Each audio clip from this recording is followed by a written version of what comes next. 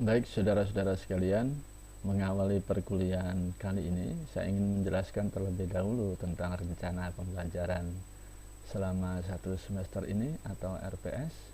Dalam mata kuliah metode penelitian kualitatif ini, beberapa capaian program pembelajaran yang dimandatkan oleh program studi kepada mata kuliah ini adalah satu, hal yang bersifat pengetahuan, bahwa mahasiswa mampu memahami dan menerapkan metode penelitian dasar psikologi, termasuk rancangan penelitian, analisis data, dan interpretasinya. Kemudian yang kedua, mahasiswa menguasai prinsip-prinsip literasi data, teknologi, dan humanitas, sementara yang bersifat keterampilan mampu melakukan penelitian psikologi dengan metodologi penelitian kualitatif, dan yang berikutnya mampu menuangkan pemikiran konseptual maupun hasil penelitian psikologi dalam bentuk tulisan ilmiah sesuai dengan kaidah kode etik dan profesionalisme.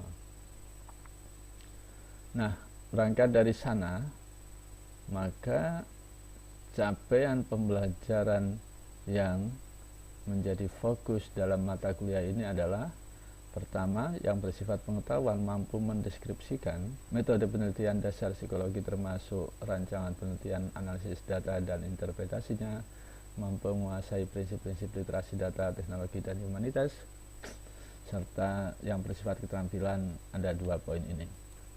Berangkat dari capaian pembelajaran yang bersifat umum di atas, maka subcapaian pembelajaran atau yang dikenal dengan learning outcome mata kuliah ini ada 10 poin yang nanti akan kita breakdown pada setiap sesi perkuliahan. Yang pertama adalah mampu memahami paradigma penelitian sosial. Di dalam paradigma penelitian sosial nanti seperti apa kita bisa jelaskan. Kemudian memahami gambaran umum tentang penelitian kualitatif, mendeskripsikan model-model penelitian dalam kualitatif, mampu menyusun latar belakang dalam penelitian kualitatif, merumuskan masalah dan tujuan, menyusun tinjauan pustaka, sampai kemudian yang terakhir adalah menerapkan etika dalam penelitian kualitatif. Itu adalah beberapa poin yang akan menjadi capaian kita selama perkuliahan ini.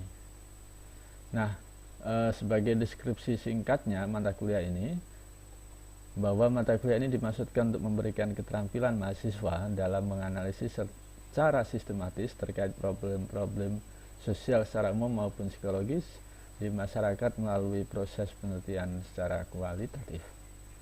Dan ini adalah bahan kajiannya atau materi pembelajarannya. Ada beberapa referensi yang bisa kita lihat di sini. Ini rekomendasi utama, hanya saja teman-teman nanti bisa mencari referensi yang lain juga yang sangat banyak tersedia di internet maupun di toko-toko buku. Sementara model pembelajarannya kita nanti akan banyak menggunakan media online dengan situasi seperti saat ini, maka barangkali platform yang akan kita gunakan bisa menggunakan Google Classroom, bisa Zoom, ataupun platform yang lainnya. Paling tidak minimal nanti berkomunikasi melalui WA. Itu pun kalau kondisinya memang sangat kepepet. Nah, kita sudah punya media e-learning yang difasilitasi oleh UMSIDA, dan itu akan menjadi sentral pembelajaran kita. Semuanya akan terkomunikasikan di sana. Modelnya seperti apa, medianya menggunakan seperti apa, nanti kita bisa akses di e-learning tersebut. Untuk itu perangkat yang minimal kita miliki adalah, syukur kalau punya laptop semuanya setiap mahasiswa, dan kemudian HP yang terkoneksi dengan jaringan internet menjadi suatu keniscayaan. Berangkat dari sana, maka saya ingin membreakdown mata kuliah ini satu persatu sebagai gambaran umum. Tetapi yang penting untuk Anda pahami bahwa mata kuliah ini akan kita lihat capaian setiap mahasiswanya agar bisa mendapatkan kualifikasi yang memadai, maka perlu diperhatikan pada kolom yang terakhir ini, di sebelah kanan ini. Kita akan mengukur capaian masing-masing mahasiswa berdasarkan beberapa poin di sini. Ada 5 poin, 1, 2, 3, 4, 5. Yang pertama adalah kehadiran. kita beri poin 12,5%.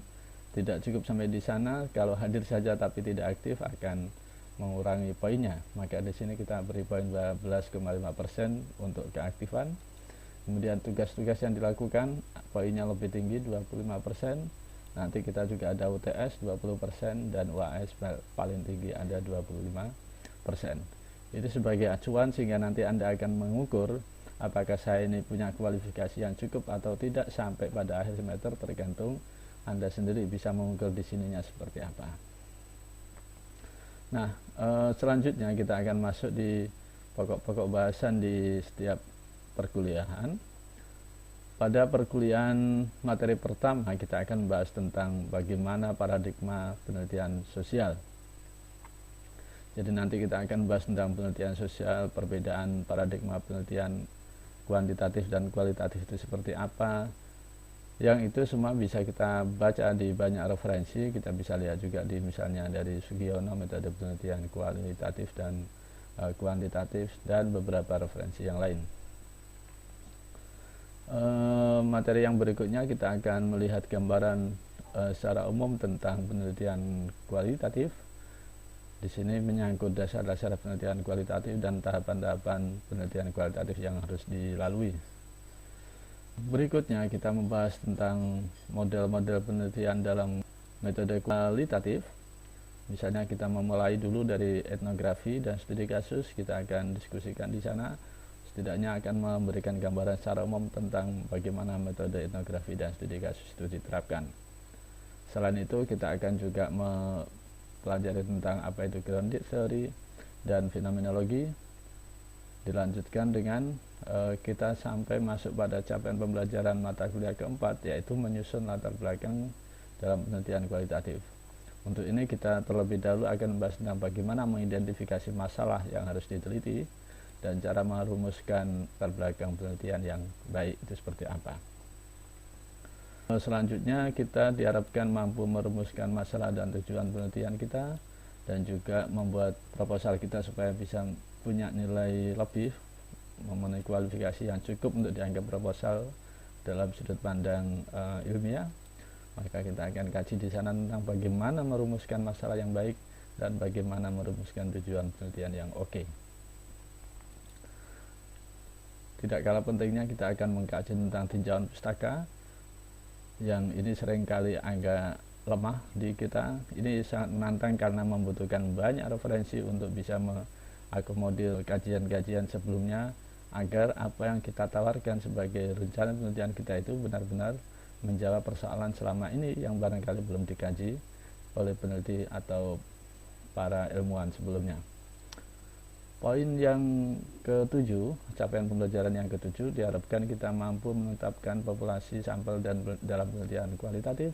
Meskipun kualitatif seringkali agak mengabaikan aspek ini, tetapi sebenarnya ada beberapa poin yang ingin saya tekankan dalam mata kuliah ini terkait dengan bagaimana menentukan populasi dan sampel yang sesuai dengan standar yang disarankan oleh model penelitian kualitatif. Yang berikutnya adalah capaian pembelajaran yang ke-8, kita mampu menentukan teknik mengumpulkan data dalam penelitian kualitatif. Kita bisa menggunakan metode wawancara, seperti apa yang baik itu. Kemudian yang kedua, kita bisa menggunakan diskusi kelompok terarah atau yang dikenal dengan FGD, Focus Group Discussion. Dan yang ketiga, kita bisa menggunakan studi dokumen. Secara teknis bagaimana kita bisa menerapkannya, itu nanti kita akan pelajari di sesi-sesi berikutnya. Termasuk yang tidak kalah pentingnya adalah observasi itu sendiri. Capaian pembelajaran yang ke-9, kita nanti akan mendiskusikan tentang bagaimana teknik analisis data dalam penelitian kualitatif. Ada banyak model yang bisa ditawarkan di sana, dan seperti apa kita akan terapkan di situ. Terakhir, kita akan bahas tentang bagaimana menerapkan etika dalam penelitian kualitatif supaya kita bisa terhindar dari hal-hal yang mengurangi derajat keilmiahan kita.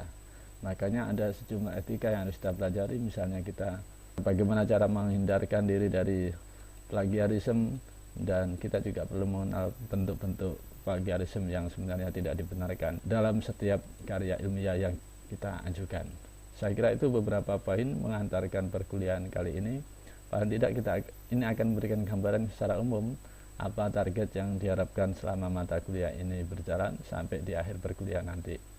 Paling tidak harapan saya bagi teman-teman yang tertarik dengan model penelitian kualitatif, itu akan terbantu mengarahkan teman-teman semuanya supaya di akhir perkuliahan nanti sudah mampu menunjukkan rencana proposal penelitian untuk tugas akhirnya dan sudah siap untuk diseminarkan. Insya Allah akan kita bantu bersama.